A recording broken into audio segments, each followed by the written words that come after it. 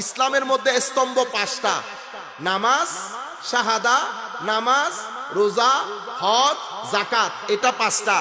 ঈমানের স্তম্ভ কয়টা? 7টা। এটা হইলো মুখস্থ করেন, আল্লাহর নবীর দরবারে গিয়ে অন্তত বলতে পারো, ইয়া রাসূলুল্লাহ চেষ্টা কিছু একটা করছিলাম।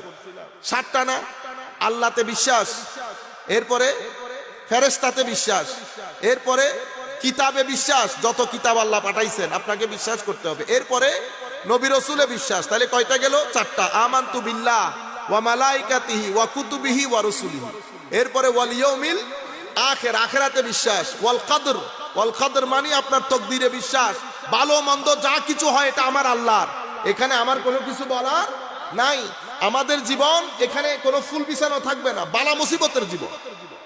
তাইলে যা কিছু হবে সব আমরা আল্লাহর দরবারে ভরসা করব। আচ্ছা, তাইলে ওয়াল ইয়াউমিল আখিরি ওয়াল কদরি খাইরিহি ওয়া শাররিহি মিনাল্লাহি তাআলা ওয়াল বা'সি বাদাল মউত, ইন্তেকালের পরে আমার আবার জীবিত হতে হবে। এই 7টা ঈমানের স্তম্ভ, ঠিক আছে? এই 7টাতে বিশ্বাস করেছেন, আমার নবীর শানে বিয়াদবি করেছেন, মুমিন হবেন। এই 7টাতে বিশ্বাস করেছেন, আহলে বাইতে রাসূলকে মানেন নাই, বিয়াদবি করেছেন, মুমিন হবেন। এই সব কিছুতে বিশ্বাস করেছেন, ফারুক আজম আবু বকর সিদ্দিক রাদিয়াল্লাহু তাআলা আনহু সাহাবী রাসূলকে গালিগালাজ করেছেন, মুসলমান হবেন। তাইলে বোঝা যাচ্ছে 7টা স্তম্ভের পরও আরো দায়িত্ব আছে। আপনারা বুঝতে পেরেছেন? কেউ একজন আল্লাহর ওলিদের শানে বিয়াদবি করলো, ওলিদের শানে বিয়াদবি করলে ঈমান যায় না, কিন্তু অনিরাপত্তায় পড়ে যায়। কেন? কারণ ওলিদের শানে বিয়াদবি করলে আমার আল্লাহ যুদ্ধের ঘোষণা দেন, আপনি আমার আল্লাহর সাথে যুদ্ধ করে ঈমান নিয়ে বাঁচতে পারবেন।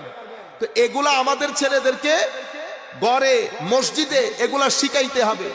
এরপরে আমল, আমলের মধ্যে রোজা আমরা বছরে একবার করি, কিন্তু যারা অসুস্থ তারা রাখতে পারে না। হজ বছরে একবার, জীবনেও একবার, কিন্তু যারা টাকা পয়সা নাই, অসুস্থ, তারা করতে পারে না। যাকাত সবাই দিতে হয় না, যারা দিতে পারবে তারা দেয়, ঠিক আছে? কিন্তু এই ধর্মের 5টা স্তম্ভের মধ্যে আশহাদু আল্লাহ একবার পড়ছেন গেছে, বাকি 3টা আপনার সামর্থ্য থাকলে করতে হচ্ছে, রয়ে গেল একটা। সেটা কোনটা? নামাজ। মাওলা নামাজ সুবিধা অসুবিধা? কোন সুবিধা অসুবিধা নাই। নামাজ হচ্ছে ইমাদুদ্দিন, দ্বীনের স্তম্ভ। যেই ব্যক্তি নামাজ ছেড়ে দিছে, ফামান তারাকাহা, যেই ব্যক্তি নামাজ ছেড়ে দিচ্ছে সে আমার দ্বীন ধ্বংস করে দিয়েছে, সে আমার দ্বীন। আমি ইউথদেরকে বলবো, খবরদার নামাজ যেন মিস না হয়। এটা আমি কবর হাসরের জন্য বলতেছি না, আপনার দুনিয়ার জীবনের জন্য নামাজ জরুরি, আপনার দুনিয়ার জীবনের জন্য নামাজ জরুরি। যাই হোক, এখন আপনি নামাজ পড়তেছেন। হযরত আবু সাঈদ খুদরি রাদিয়াল্লাহু তাআলা আনহু বর্ণনা করছেন, আমার নবীর দরবারে স্বর্ণ মুদ্রা আসলো। আমার নবী ওই স্বর্ণ মুদ্রা তার 4জন সাহাবায়ে কেরামের মধ্যে বন্টন করে দিলেন। কয়জন সাহাবী? 4জন।